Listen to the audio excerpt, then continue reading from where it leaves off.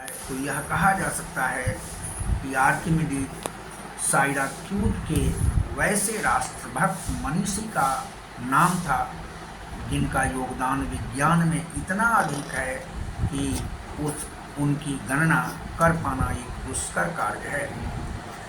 जब तक सम्राट ने आर्किमिडीज के महत्व को समझा, साइराक्यूज का बाल बांका भी नहीं हो सका। सम्राट का देहावसान हो जाने के बाद दूसरे सम्राट के कार्यकाल ने आर्किमिडीज को इतना दुखी किया कि आर्किमिडीज गणित से धीरे धीरे अपने को प्रायः हटा लिए, और यह भी विधि की विडंबना ही थी कि आर्किमिडीज अपने हत्या के 1 सेकंड पूर्व भी गणित पर ही कार्य कर रहे थे और गणितीय दर्शन को करते करते अंत में भी गणितीय आकाश में विलीन हो गए। आर्किमिडीज की एक बहुत महत्वपूर्ण पंक्ति है कि खड़ा होने के लिए मुझे कुछ जगह दे दो और फिर देखना मैं धरती को ही हिलाकर कहाँ की कहाँ रख देता हूँ। यह आर्किमिडीज का अपना सिद्धांत था, आर्किमिडीज की पकड़ की गाथा थी।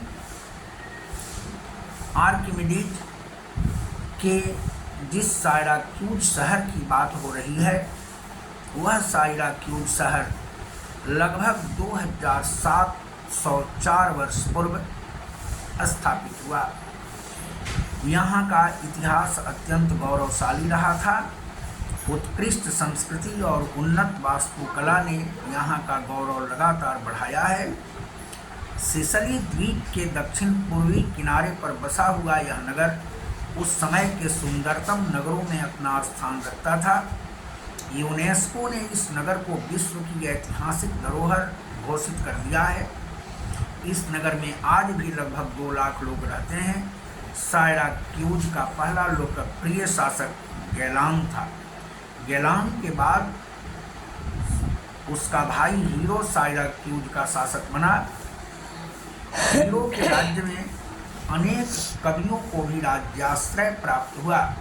हीरो एक दार्शनिक और विद्वान शासक था। हीरो के शासनकाल में राज्य अपेक्षाकृत शांत और समृद्ध रहा। इस अवधि में नाटकों के लिए श्रेष्ठतम थिएटर से लेकर नई प्रशासनिक व्यवस्था तक की स्थापना की गई। यही वह काल था जब आर्किमिडीज ने एक के बाद एक खोज और आविष्कार किया। इसी अवधि में साइराक्यूज साहित्यकारों का भी गढ़ बना।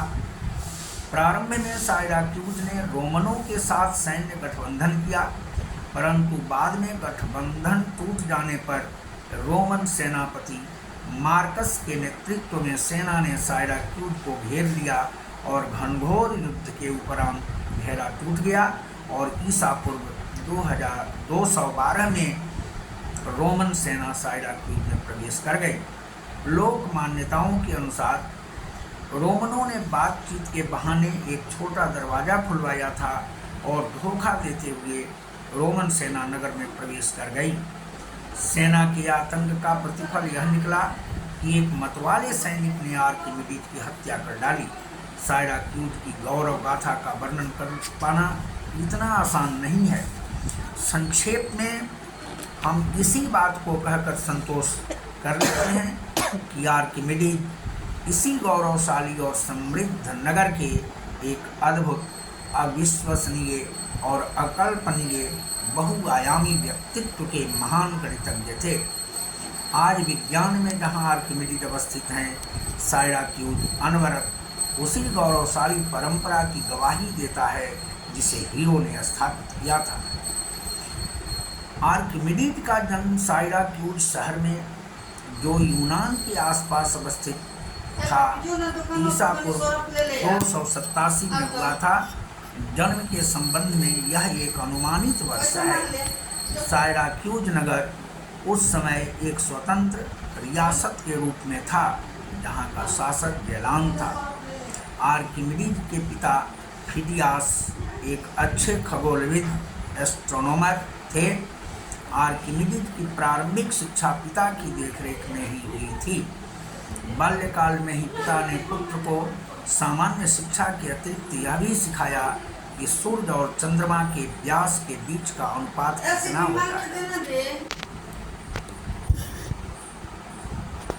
आर्किमिडीज का परिवार राज परिवार का संबंधी था, इसका प्रभाव भी आर्किमिडीज पर पड़ा। आर्किमिडीज साइराक्यूज के विद्वान शासक हीरो के मित्र थे। हीरो 271 ईस्वी पूर्व साइराक्यूज के शासक बने। यह समय आर्किमिडीज के किशोरावस्था का था। आर्किमिडीज प्रारंभ से ही गणितीय प्रश्नों में इतने उलझते थे कि उसका समाधान करके ही दम लेते थे। इस अवधि में न तो उन्हें अपने शरीर का ध्यान होता था और न ही खाने पीने का ध्यान होता था। समृद्ध परिवार के होने के कारण परिवार में अनेक नौकर थे। यही नौकर आर्किमिडीज को जबरदस्ती पकड़कर नहलाते थे। वहाँ पर भी पानी गर्म करने के लिए जो आग की भट्टी जलाई जाती थी, उसकी राख पर आर्किमिडीज अनेक ज्यामितीय आकृतियाँ बनाते रहते थे। नहाने के पूर्व नौकर उनकी देह में तेल मालिश करते थे। उस समय भी आर्किमिडीज अपने शरीर पर ही ज्यामितीय आकृतियाँ खींचने लगते थे। ज्यामितीय आकृतियों को स्पष्ट रूप से उभारने के लिए वे पहले शरीर पर राख की मालिश करते थे, फिर ज्यामितीय आकृति बनाकर गणना का कार्य करते थे। स्नान करने के बाद जब आकृतियाँ मिट जाती थीं, तब उनकी बेचैनी उसी प्रकार होती थी जैसे एक बच्चा को अपने खिलौने के टूटने या खो जाने पर होती है। उच्च शिक्षा के लिए आर्किमिडीज सिकंदरिया यानी अलेक्जेंड्रिया गए। सिकंदरिया में अनेक प्रख्यात ज्यामितिविद यूक्लिड के शिष्य थे। उस समय तक ज्यामिति से भूगोल का उद्गम हो चुका था और इसके संस्थापक एराटोस्थेनीज आर्किमिडीज के घनिष्ठ मित्रों में से एक थे। एराटोस्थेनीज ने आर्किमिडीज को अपनी लिखी हुई पुस्तक भी समर्पित की थी। आर्किमिडीज के अन्य मित्रों में कोनोन, डोजिथियस इत्यादि के नाम उल्लेखनीय हैं। सिकंदरिया ने आर्किमिडीज को निखारने का काम किया।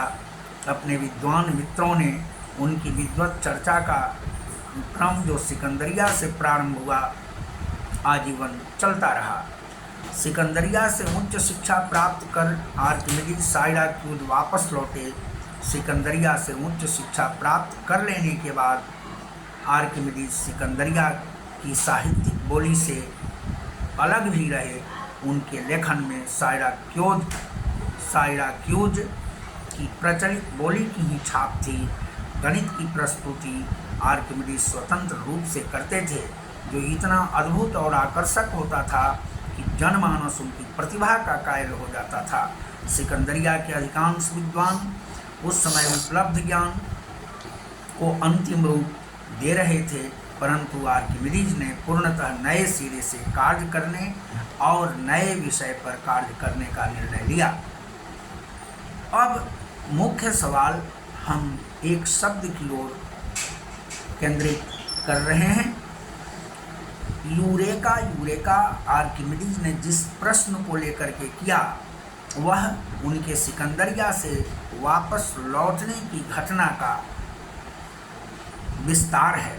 सिकंदरिया से वापस आकर आर्किमिडीज ने साइराक्यूज में भौतिकी, गणित, खगोल शास्त्र और यांत्रिकी पर अनुसंधान करना प्रारंभ किया।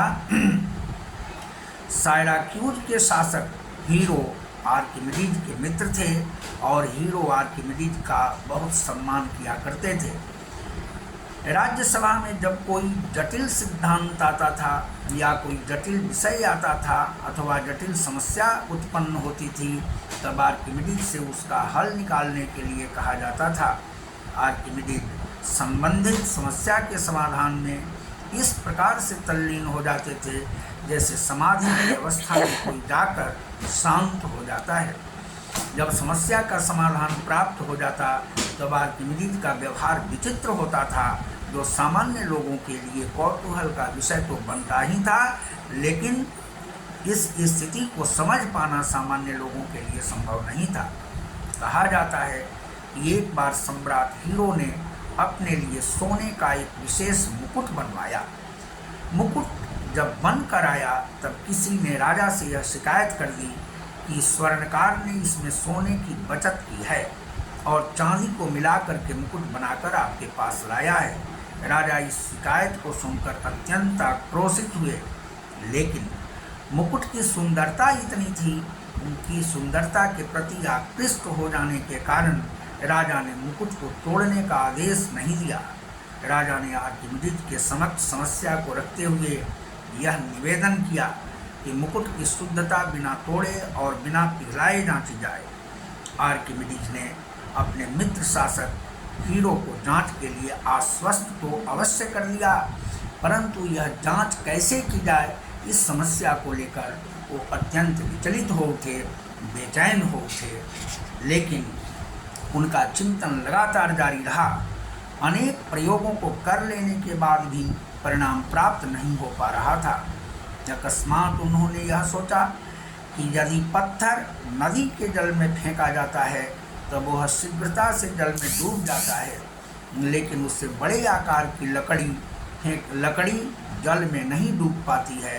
समस्या का अति सूक्ष्म अध्ययन करने के बाद आर्किमिडीज ने यह पाया कि एक ही आयतन का पत्थर लकड़ी की तुलना में बहुत भारी होता है, शायद इसीलिए वह शीघ्रता से डूब जाता है।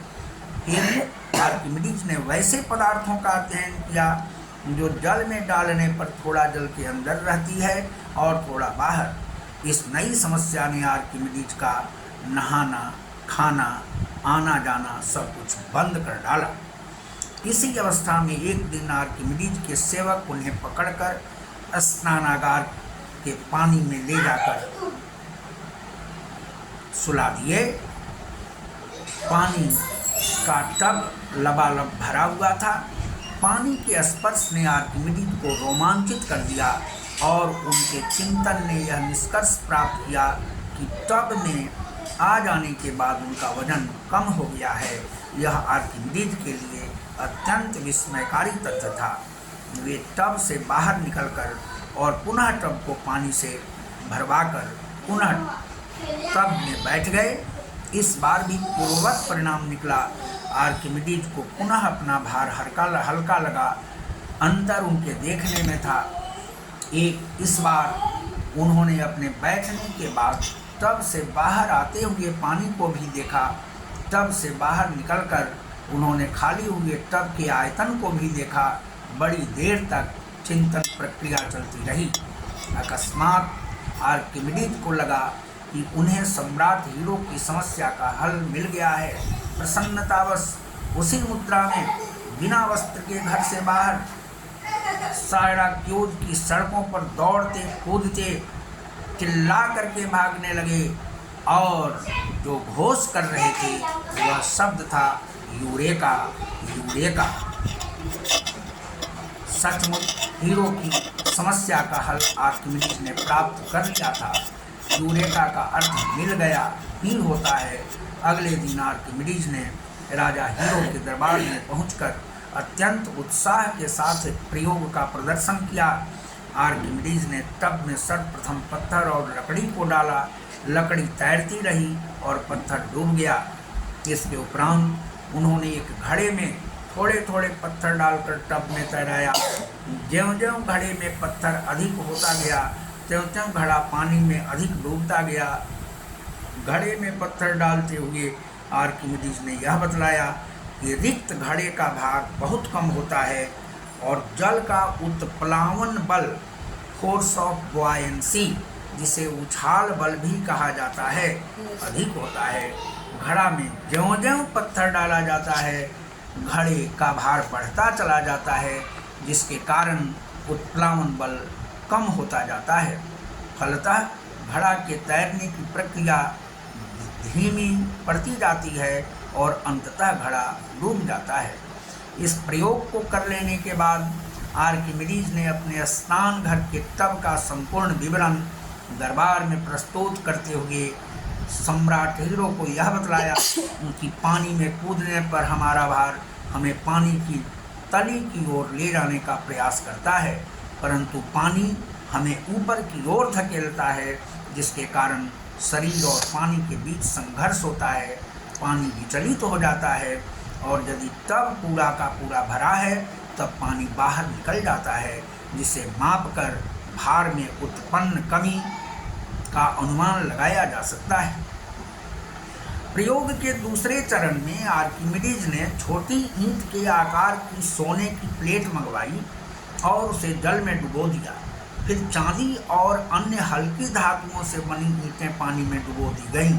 प्रत्येक बार पूरे भरे टब से निकले पानी की गणना की गई।